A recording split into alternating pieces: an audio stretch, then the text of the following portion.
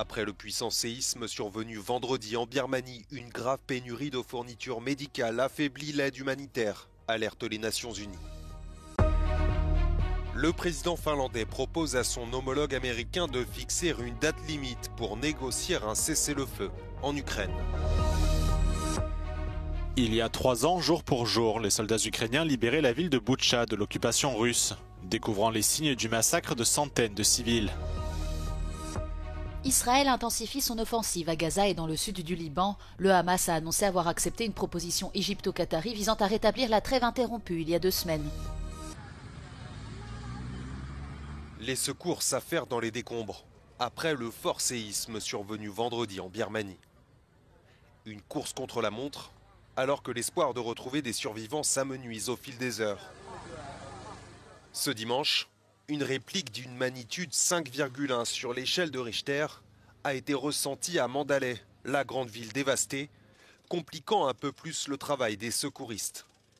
Nombre d'habitants de Mandalay dorment désormais dans les rues, faute de toit encore debout ou par crainte de répliques sismiques.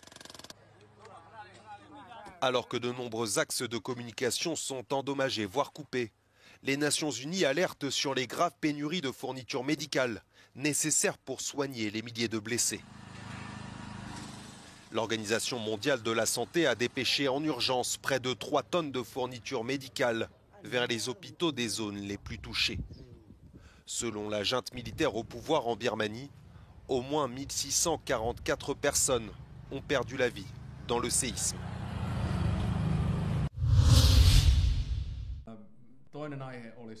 Le président finlandais propose de fixer une échéance pour parvenir à un cessez-le-feu en Ukraine.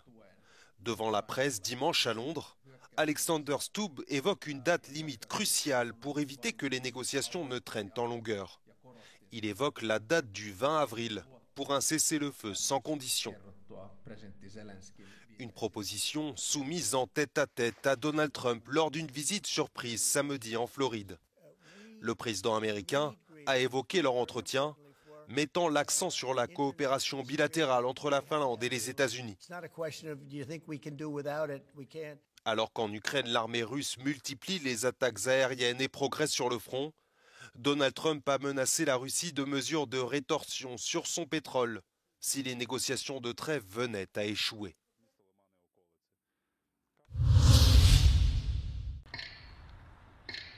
L'Ukraine commémore ce lundi le 3e anniversaire de la libération de la ville de Boutcha des forces russes. Celle-ci avait rapidement pris le contrôle de cette ville située à 35 km de Kiev, peu après le lancement de l'invasion de l'Ukraine en février 2022. L'occupation de Boutcha a duré environ 1 mois, jusqu'à ce que les soldats ukrainiens lancent une contre-offensive et parviennent à repousser les forces russes de la ville le 31 mars 2022. 306 захисників і захисниць за період війни віддали своє найцінніше, віддали своє життя. І сьогодні цілий день фактично заходів в Бучанській громаді, але ми розпочинаємо з алеї героїв на центральному кладовищі. Mais à la libération de Boutcha, les soldats ukrainiens découvrent les signes d'un véritable massacre. Des hommes, femmes et enfants par centaines gisent dans les rues de la ville, et beaucoup d'entre eux présentent des traces de viol et de torture. De nombreux dirigeants occidentaux, dont le président américain de l'époque Joe Biden, ainsi qu'Emmanuel Macron et Ursula von der Leyen, qualifient alors ces exactions de crimes de guerre. У нас столько ребят похоронил, своих бойцов. Как? За что они воевали? Чтобы отдать вот эти территории.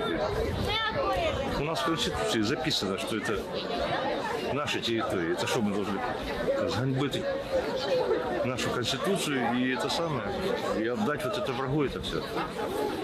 Тому я считаю, что нет. Нет. Ни в коем разе.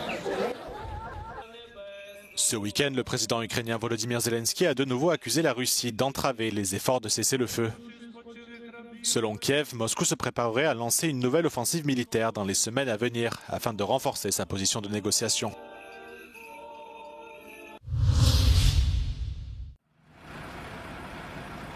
Les forces américaines et lituaniennes continuent de travailler à l'assèchement d'une zone marécageuse dans une forêt près de Pabradė, dans l'est de la Lituanie.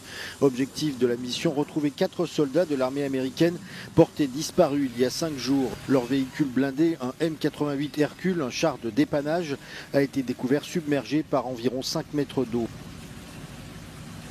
Jusqu'à présent, les équipes n'ont pas réussi à pénétrer à l'intérieur ou à l'extraire du marais. Les équipes sur le terrain ont reçu une grue, une pompe de grande capacité et plus de 30 tonnes de gravier pour aider à récupérer le véhicule. Ce week-end, une tentative de plongée a eu lieu, mais une épaisse couche de boue a empêché les sauveteurs d'atteindre le véhicule. Les forces armées polonaises se sont portées volontaires pour envoyer des ingénieurs, du matériel et 150 personnes pour aider.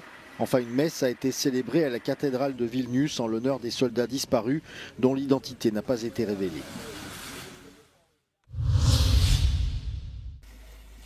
Nouvelle nuit d'attaques aériennes en Ukraine. Un missile balistique et 111 drones ont été lancés par l'armée russe sur les régions de Kharkiv, Odessa ou encore Donetsk. 11 de ces drones ont échappé à la défense aérienne, causant la mort de 2 personnes âgées à Kharkiv. Également touché, un hôpital militaire délibérément ciblé selon l'état-major ukrainien qui déplore plusieurs victimes sans dévoiler davantage de détails. Des attaques qualifiées par Kiev de crimes de guerre. Dans un discours prononcé dans la nuit, le président ukrainien a déclaré que des mesures actives étaient prises pour empêcher l'armée russe d'avancer sur le front du nord-est, dans les régions de Kharkiv et de Soumy. De son côté, le ministère russe de la Défense a affirmé avoir pris le contrôle de plusieurs localités de l'Est ukrainien, dans les régions de Donetsk, Dnipro, Zaporijia et de Soumy.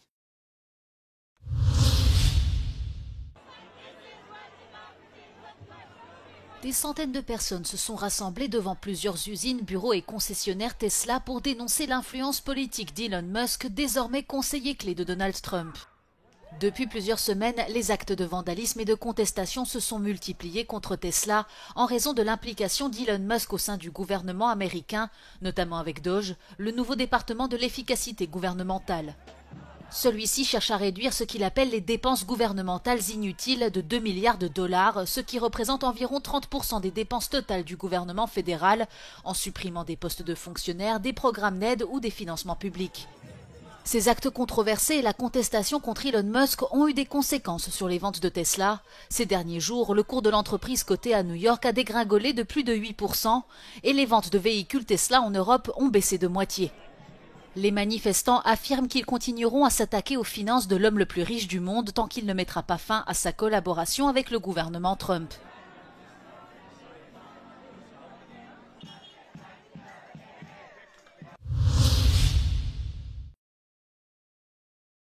Israël maintient la pression sur le Hamas et le Hezbollah en attendant un nouvel accord de cessez-le-feu.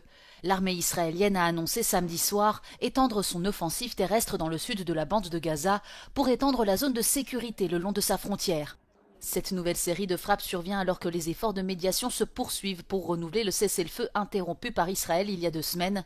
Le Hamas a annoncé qu'il avait accepté une proposition égypto-qatari visant à rétablir une paix temporaire. Selon celle-ci, le mouvement palestinien libérerait 5 otages vivants en échange de la reprise de l'aide humanitaire, d'une trêve de plusieurs semaines et de la libération de centaines de prisonniers palestiniens. De son côté, Israël a déclaré qu'il avait répondu par sa propre proposition en coordination avec les États-Unis. En parallèle, le Hezbollah a promis une riposte si Israël ne cessait pas ses hostilités. Une frappe israélienne a visé la capitale libanaise pour la première fois depuis l'instauration d'un cessez-le-feu en novembre. La semaine dernière, des frappes aériennes israéliennes sur plusieurs localités du Liban ont tué 6 personnes, tandis qu'une frappe aérienne sur un village du sud a fait 3 morts et 18 blessés vendredi, principalement des femmes et des enfants. Une prière pour lancer la fête de l'Aïd el-Fitr et marquer la fin du Ramadan, le mois de jeûne musulman. Ce dimanche, nombre de fidèles se rassemblent dans l'enceinte de la mosquée Al-Aqsa à Jérusalem. Un moment de dévotion, suivi de rassemblements familiaux et de festivités, comme ici en Serbie. Au Portugal, dans la capitale Lisbonne, les fidèles participent dans un parc à une prière en plein air.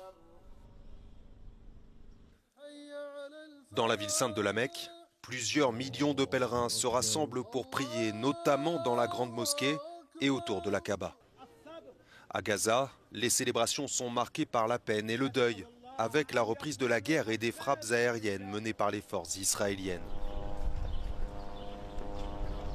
Fixée en fonction du cycle lunaire, la fête de l'Aïd débute ce lundi dans une grande partie de l'Afrique du Nord, ainsi qu'en Iran, en Jordanie et à Oman. La fusée Spectrum quitte son pas de tir de l'île d'Andoya, en Norvège. Pour la toute première fois, un lanceur de satellite s'élance depuis le sol européen. Après quelques secondes de vol expérimental, la fusée de 28 mètres oscille, avant d'entamer sa chute. Quelques dizaines de secondes de vol seraient déjà un vrai succès, avait déclaré avant le lancement le cofondateur d'Isar Space, la start-up allemande à l'origine du projet. Ce crash ne remet donc pas en cause son objectif, concevoir un lanceur capable de mettre des satellites en orbite depuis l'Europe. L'acteur américain Richard Chamberlain est décédé à l'âge de 90 ans, à la suite de complications d'un accident vasculaire cérébral. L'acteur s'est éteint dans la nuit de samedi à dimanche dans sa maison d'Hawaï, 2 jours avant son 91e anniversaire. Richard Chamberlain a connu un immense succès avec ses rôles dans diverses séries télévisées des années 60 aux années 80, qui lui ont valu le surnom du roi de la mini-série. Ses prestations dans Le jeune Dr Kildare, Shogun et Les oiseaux se cachent pour mourir ont toutes été récompensées par un Golden Globe. Dans son autobiographie publiée en 2003, il décrivait les difficultés auxquelles il a fait face dans l'industrie du divertissement, qui l'ont contraint à cacher son homosexualité.